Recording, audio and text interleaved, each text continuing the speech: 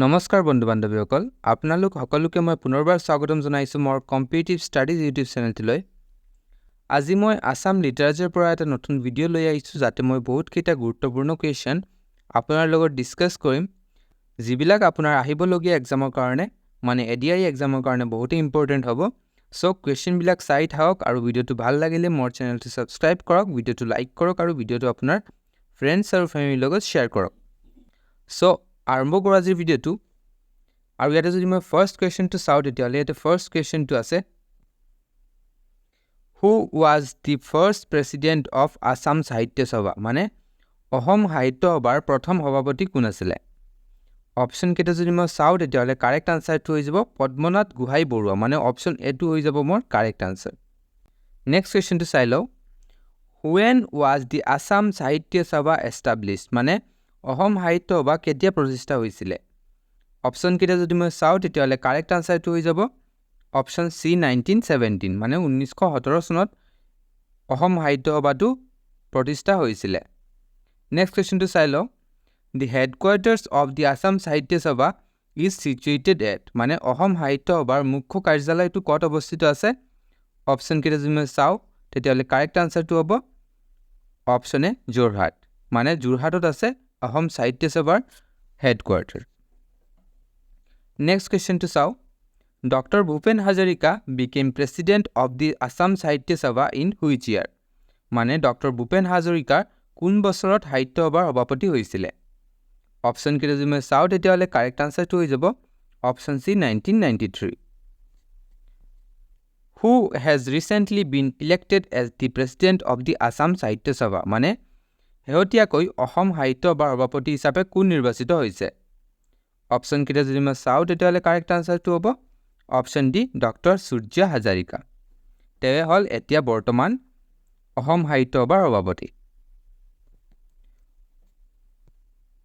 Where was the centenary celebrations of the Assam Sahitya Sabha held? মানে ক'ত অনুষ্ঠিত হৈছিল অসম সাহিত্য সভাৰ শতবাৰ্ষিকী উদযাপনটো অপচন কেইটাৰ মাজেৰে কাৰেক্ট আনসাৰটো হৈ যাব অপচন এ শিৱসাগৰ মানে শিৱসাগৰত হৈছিল centenary celebration of Assam Sahitya Sabha The logo of Assam Sahitya Sabha was made by মানে অসম সাহিত্য সভাৰ লগটো কোনে বনাইছিলে অপচন কেইটাৰ মাজেৰে কাৰেক্ট আনসাৰটো হৈ যাব option A Jugal Das The theme song of the Assam Sahitya Sabha was composed by মানে অসম সাহিত্য সভাৰ থিম গীতখন কোনে ৰচনা কৰিছিল অপচন কেইটাৰ মাজেৰে কাৰেক্ট আনসাৰটো হৈ যাব option A Mitradev Mahanta The centenary award of the Assam Sahitya Sabha was given to মানে অসম সাহিত্য সভাৰ শতবাৰ্ষিকী বঁটাটো কাক দিয়া হৈছে অপচন কেইটাৰ মাজেৰে কাৰেক্ট আনসাৰটো হ'ব option B Namita Gokhale The precursor of the Assam Sahitya Sabha was মানে অসম সাহিত্য সভাৰ পূৰ্বসূৰী আছিল কোনে অপচন কেইটাৰ মাজেৰে কাৰেক্ট আনসাৰটো হৈ যাব অপচন এ অসমীয়া ভাষা উন্নতি সাধিনী সভা The first autobiography in Assamese is thought to be মানে অসমীয়াত প্ৰথম আত্মজীৱনী কোনটোক বুলি ভবা হয় অপচন কেইটা যদি মই চাওঁ তেতিয়াহ'লে অপচন এ আছে আত্মজীৱন চৰিত অপচন বি আছে মোৰ জীৱন সোঁৱৰণ অপচন সি আছে আধালিকা দস্তাবেজ আৰু অপচন ডি আছে জীৱন বৃত্ত কাৰেক্ট আনসাৰ মোৰ হ'ব অপচন বি মোৰ জীৱন সোঁৱৰণ ইটো হ'ল ফাৰ্স্ট অটোবায়োগ্ৰাফি ইন আসামিজ আধালিকা দস্তাবেজ ইজ দ্য অটোবায়োগ্ৰাফি অফ মানে আধালিকা দস্তাবেজ কাৰ আত্মজীৱনী অপচন এ আছে লীলা গগৈ অপচন বি আছে মামনি ৰাইচম গোস্বামী অপচন সি আছে বেনু শৰ্মা আৰু অপচন ডি আছে নান অফ দি অবভ কাৰেক্ট আনসাৰটো হৈ যাব অপচন বি মামনি ৰাইচম গোস্বামী তেৱে লিখিছিল আধালিকা দস্তাবেজটো পদ্মনাথ গোহাঁই বৰুৱা কম্পোজড মানে পদ্মনাথ গোহাঁই বৰুৱাই কোনটো ৰচনা কৰিছিল অপচন কেইটা যদি চাওঁ তেতিয়াহ'লে কাৰেক্ট আনসাৰটো হৈ যাব অপচন বি মোৰ সোঁৱৰণী The biography of Rajnikanta Bordoloi is মানে ৰজনীকান্ত বৰদলৈৰ জীৱনী কি নামেৰে জনা যায়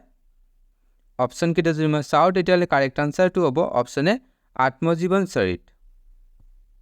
Dr. Rubin Maud composed his autobiography named মানে Dr. Rubin Maud কি নামেৰে তেওঁৰ আত্মজীৱনীখন ৰচনা কৰিছিল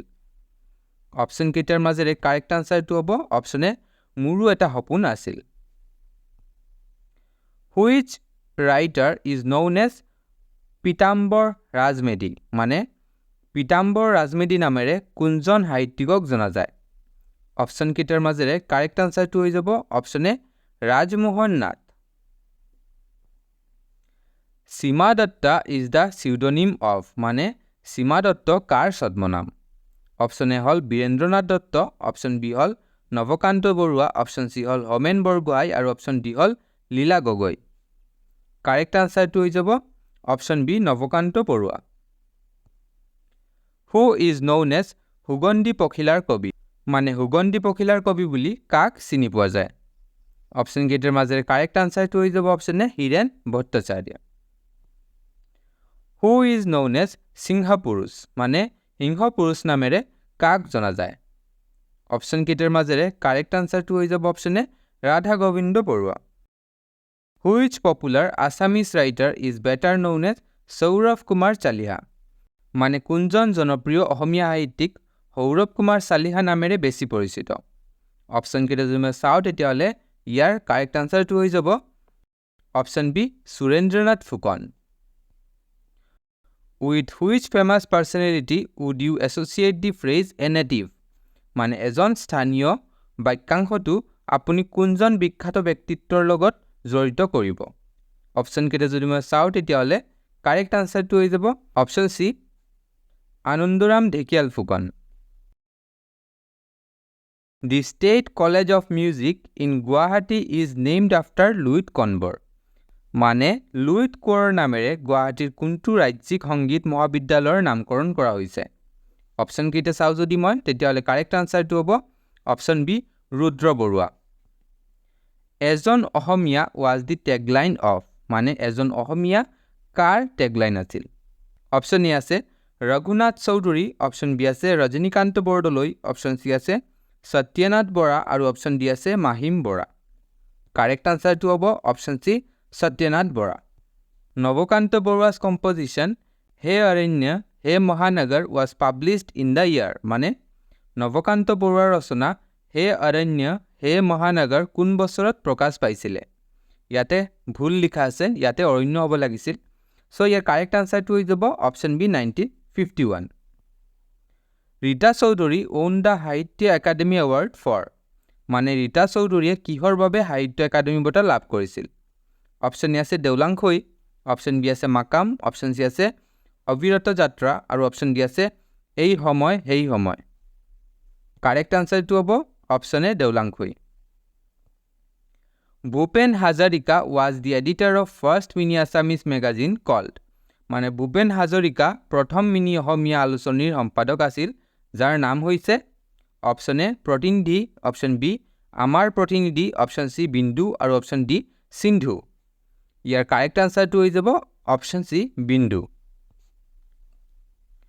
Swarnalata is a historical novel written by মানে স্বৰ্ণলতা কোনে ৰচনা কৰা এখন ঐতিহাসিক উপন্যাস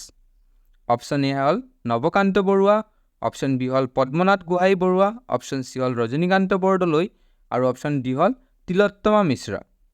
ইয়াৰ কাৰেক্ট আনসাৰটো হ'ব অপচন ডি তিলোত্তমা মিশ্ৰ হাচিপাতাৰ পুথি was the work of মানে হাচিপাতাৰ পুথি কোনে লিখিছিল অপচন কেইটা যদি মই চাওঁ তেতিয়াহ'লে কাৰেক্ট আনসাৰটো হ'ব option D Trailokya Bhattacharya Karengar Ligiri is a play written by মানে কাৰেংঘৰ লিগিৰি কোনে ৰচনা কৰা এটা নাটক option A Basanta Saikia option B Jyotiprasad Agarwala option C Arun Sharma আৰু option D Phani Sharma correct আনসাৰটো হৈ যাব অপচন বি জ্যোতিপ্ৰসাদ আগৰৱালা তেওঁৱে লিখিছিল কাৰেংঘৰ লিগিৰি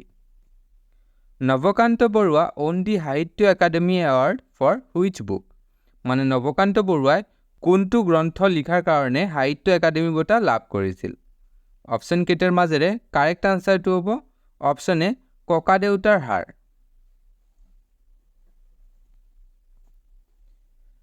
অন্য যুগ অন্য পুৰুষ is a novel written by মানে আন যুগ আন পুৰুষ কাৰ দ্বাৰা ৰচিত এখন উপন্যাস অপচন কেইটা যদি মই চাওঁ তেতিয়াহ'লে কাৰেক্ট আনসাৰটো হ'ব option C Debendranath Acharya Name the first volume of Hiren Gohai's autobiography মানে হীৰেণ গোহাঁইৰ আত্মজীৱনীৰ প্ৰথম খণ্ডৰ নাম কি? অপশ্যন কেইটাৰ মাজেৰে কাৰেক্ট আনচাৰটো হ'ব অপশ্যন এ বাতাহত কাৰ গধূলি গোপাল। Arupa Patangia Kalita own Sahitya Akademi award for her book. মানে অৰূপা পতংগীয়া কলিতাই তেওঁৰ কোনটো গ্ৰন্থৰ বাবে সাহিত্য একাডেমী বঁটা লাভ কৰিছে? অপশ্যন কেইটা যদি মই চাওঁ তেতিয়াহ'লে কাৰেক্ট আনচাৰটো হৈ যাব অপশ্যন ডি মাৰিম অষ্টিন অথবা Hirak Barua. Who was the founding editor of Sutradhar. মানে সূত্ৰধৰৰ প্ৰতিষ্ঠাপক সম্পাদক কোন আছিলে? Option A Hiren Gohain, option B Radhika Mohan Bhagawati, option C Homen Borgohain আৰু option D none of the above. ইয়াৰ কাৰেক্ট আনচাৰটো হৈ যাব option C Homen Borgohain. Ajit Barua own the Sahitya Akademi award for his work. মানে অজিত বৰুৱাই নিজৰ কোনটো কৰ্মৰ বাবে সাহিত্য একাডেমী বঁটা লাভ কৰিছিল? অপশ্যন কেইটাৰ মাজেৰে কাৰেক্ট আনচাৰটো হৈ যাব অপশ্যন বি ব্ৰহ্মপুত্ৰ ইত্যাদি পদ্য। The old name of the Mising tribe is. মানে মিচিং জনগোষ্ঠীৰ পুৰণি নামটো কি আছিল?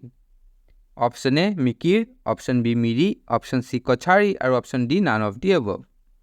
কাৰেক্ট আনচাৰটো হৈ যাব option B Miri. The famous historical text on elephant Hastividyarnava was composed by. মানে হাতী সম্পৰ্কীয় বিখ্যাত ঐতিহাসিক গ্ৰন্থ হস্তিবিদ্যাৰ্ণৱ কোনে ৰচনা কৰিছিল? অপশ্যন কেইটাৰ মাজেৰে কাৰেক্ট আনচাৰটো হৈ যাব option C Sukumar Borkaith. Which of the following books of Srimanta Sankardev was supposedly written in one night. মানে শ্ৰীমন্ত শংকৰদেৱৰ তলৰ কোনখন গ্ৰন্থ কথিতভাৱে এৰাতিৰ ভিতৰতে লিখা হৈছিল? Option A Kirtan Ghosha, option B Gunamala, option C চিন্নামস্তা আৰু অপশ্যন ডি পাৰিজাত হৰণ। কাৰেক্ট আনচাৰটো হৈ যাব অপশ্যন বি গুণমালা। দাঁতাল হাতীৰ ঊণে খোৱা হাওদা is the critically acclaim novel of. মানে দাঁতাল হাতীৰ ঊণে খোৱা হাওদা কোন সমালোচকৰ প্ৰশংসিত উপন্যাস? অপশ্যন কেইটা যদি মই চাওঁ তেতিয়াহ'লে কাৰেক্ট আনচাৰটো হ'ব option C Mamoni Raisom Goswami. Which among the following is a critically acclaim play by Padmashri Arun Sharma. মানে পদ্মশ্ৰী অৰুণ শৰ্মাৰ সমালোচকৰ প্ৰশংসিত নাটক তলৰ কোনখন? অপশ্যন কেইটাৰ মাজেৰে কাৰেক্ট আনচাৰটো হ'ব অপশ্যন বি আশীৰ্বাদৰ ৰং। The first book to win the Sahitya Akademi award for Bonphul it was composed by. মানে সাহিত্য একাডেমী বঁটা লাভ কৰা প্ৰথমখন গ্ৰন্থ আছিল বনফুল। ইয়াৰ ৰচনা কৰিছিল কোনে? অপশ্যন কেইটাৰ মাজেৰে কাৰেক্ট আনচাৰটো হৈ যাব option C Jatindranath Duwara. A cultural history of Assam was been written by. মানে অসমৰ সাংস্কৃতিক ইতিহাস ৰচনা কৰিছিল কোনে? অপশ্যন কেইটা যদি চাওঁ তেতিয়াহ'লে অপশ্যন এ আছে লক্ষ্মীনাথ তামুলী, অপশ্যন বি আছে বিৰিঞ্চি কুমাৰ বৰুৱা, অপশ্যন চি আছে ভৱেন্দ্ৰনাথ দত্ত আৰু অপশ্যন ডি আছে লীলা গগৰ। কাৰেক্ট আনচাৰটো হৈ যাব অপশ্যন বি বিৰিঞ্চি কুমাৰ বৰুৱা। আনন্দৰাম ঢেকিয়াল ফুকন কম্প'জড। মানে আনন্দৰাম ঢেকিয়াল ফুকনে কোনটো ৰচনা কৰিছিল? অপশ্যন কেইটা যদি চাওঁ তেতিয়াহ'লে কাৰেক্ট আনচাৰটো হ'ব অপশ্যন চি অসমীয়া ল'ৰাৰ মিত্ৰ।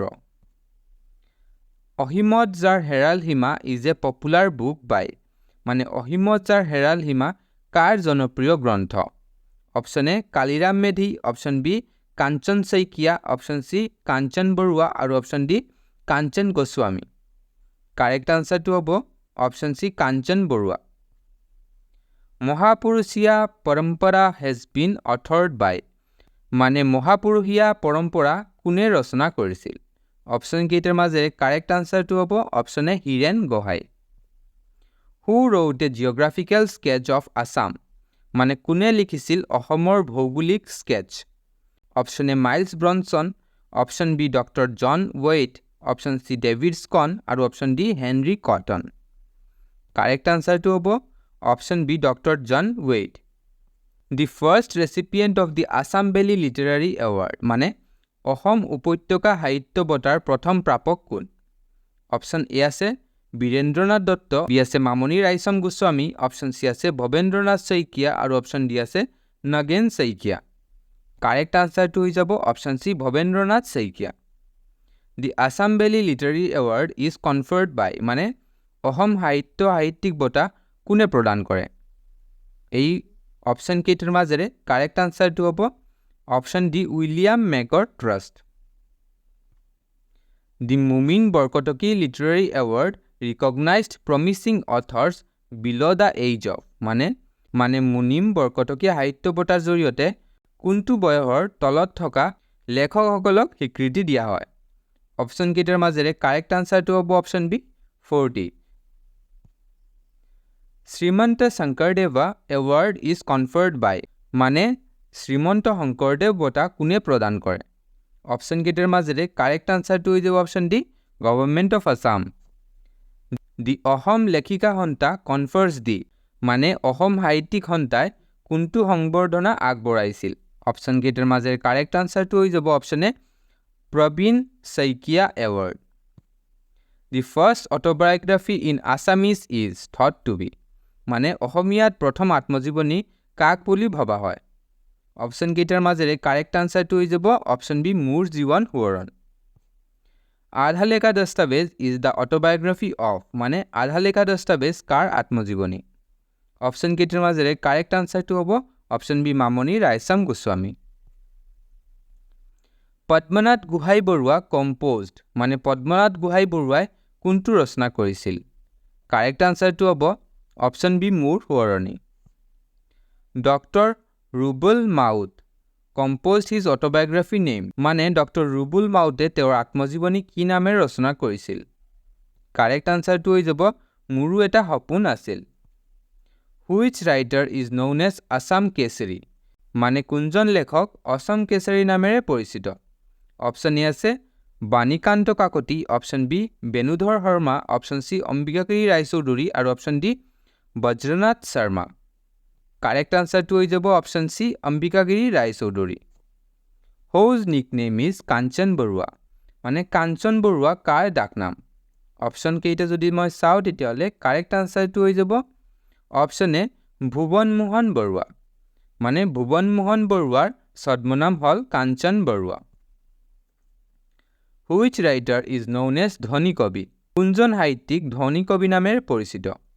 অপশ্যন কেইটা যদি মই চাওঁ তেতিয়াহ'লে অপশ্যন এ আছে বিনন্দ চন্দ্ৰ বৰুৱা অপশ্যন বি আছে চন্দ্ৰ কুমাৰ আগৰৱালা অপশ্যন চি আছে আনন্দ চন্দ্ৰ বৰুৱা আৰু অপশ্যন ডি আছে ভৱেন্দ্ৰনাথ শইকীয়া কাৰেক্ট আনসাৰটো হ'ব option A Binanda Chandra Barua what is the original name of the Ras Barua মানে ৰস বৰুৱাৰ মূল নাম কি আছিল অপশ্যন কেইটাৰ মাজেৰে কাৰেক্ট আনসাৰটো হ'ব অপশ্যন বি বিৰিঞ্চি কুমাৰ বৰুৱা মানে ৰস বৰুৱাৰ প্ৰকৃত নাম আছিল Biranchi Kumar Barua whose nickname was Rasaraj মানে কাৰ ডাকনাম আছিল ৰসৰাজ অপশ্যন কেইটা যদি মই চাওঁ তেতিয়াহ'লে কাৰেক্ট আনসাৰটো হৈ যাব option A Lakshminath Bezbaroa who is known as উপন্যাস সম্ৰাট মানে উপন্যাস সম্ৰাট বুলি কাক জনা যায়